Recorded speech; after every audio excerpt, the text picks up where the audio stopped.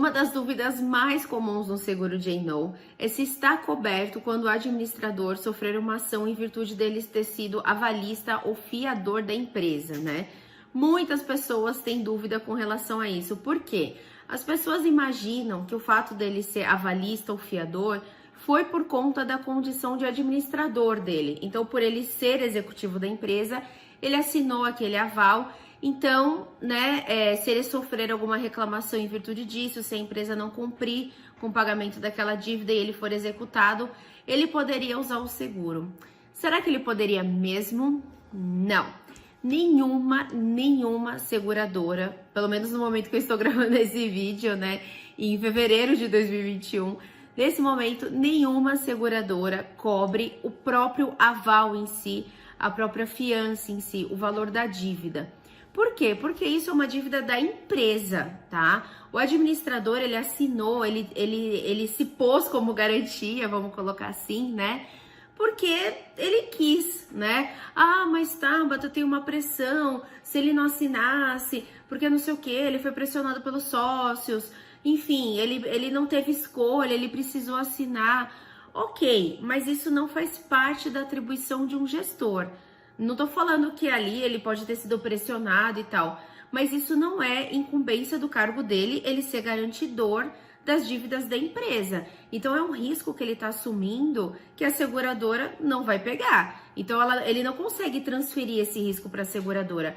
Por isso o administrador tem que estar muito ciente no momento que ele vai ser avalista de uma empresa, que ele vai ser fiador de uma empresa, de que ele vai assumir esse risco sozinho. Então, se a empresa não conseguir honrar com essa dívida, né, a qual ele está sendo fiador ou avalista, o administrador vai perder sim o patrimônio pessoal dele e não tem nenhum seguro que cubra, tá? Que cubra, nesse caso, o administrador. Aí você pode estar se perguntando, ué, mas tem seguradora que tem lá, quando eu peço a cotação, né, vem na proposta, custos de aval e fiança, ou aval e fiança, e tem seguradora que não fala nada. E as que não falam nada, estaria coberto, não estaria coberto? Essas que colocam aval e fiança como cobertura, não estaria amparando justamente essa situação? Cuidado, tem seguradora que não é muito clara nos termos, tá? Por quê? Reitero para você, nenhuma seguradora cobre o valor do aval e o valor da fiança em si. Algumas seguradoras cobrem os custos de defesa. Então, para ele se defender dessa reclamação ali da execução do valor da garantia, né, do aval e da fiança. Isso quer dizer o quê? Que ele vai poder contratar um advogado, vai poder contestar, vai poder, enfim, falar que tem outras garantias na frente dele, ou que aquele imóvel que estão querendo executar um imóvel de família, que é empenhorável. Enfim, ele vai se defender dessa execução, né, dessa ação, vamos chamar assim, para pegar os bens dele, né, para garantir aquela dívida. Ele vai poder pagar um advogado e as custas judiciais para se defender dessa reclamação, aí vamos chamar reclamação, né, de aval e fiança. Mas se houver, de fato, o pagamento do aval e fiança, o bloqueio, a penhora, a execução de um bem dele, ele não vai poder usar apólice para ser ressarcido, tá? Do valor do bem, do valor do aval, do valor da fiança. Ele vai poder contratar advogado.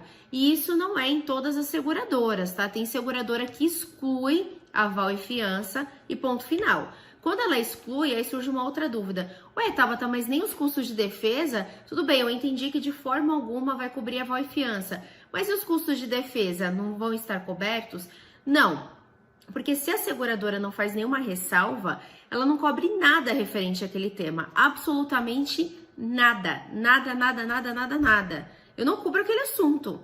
Então, se ela quiser cobrir, ela vai falar, olha, eu não cubro aval e fiança, salvo os custos de defesa. Tem seguradora que escreve isso na exclusão. Então, ela não tem a cobertura de custos de defesa ali escrito, né, para aval e fiança, mas ela tem a ressalva na exclusão. A seguradora que tem a ressalva nessa exclusão, ótimo, ela está cobrindo os custos de defesa.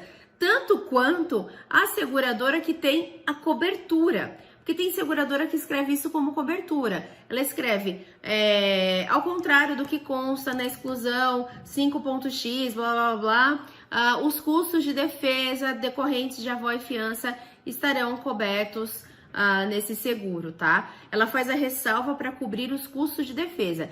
Então, mesmo que você leia ali no texto da cobertura, no título, né, aval e fiança, quando você ler o texto da cobertura, a seguradora estará se referindo somente aos custos de defesa. A condenação de aval e fiança não tem cobertura, tá? Isso está no sistema, então se você seleciona lá no Venda Seguro, sim, para aval e fiança, vai aparecer quais são as seguradoras que cobrem, seja na ressalva da exclusão, seja como uma cobertura, especialmente os custos de defesa para aval e fiança, e tem também a tabela com o comparativo, tá? Então ali você vai ter acesso a essas informações. E para você ter acesso ao Venda Seguro, ter acesso à tabela, ter acesso ao sistema, vou deixar o link na descrição desse vídeo. Clica aqui, vai direto para o site, que lá você vai ver que tem mais de 100 aulas, vários exemplos de sinistro, sistema para você comparar as propostas, como vender, qual limite contratar, enfim, tudo que você precisa saber para vender o seguro de Eno.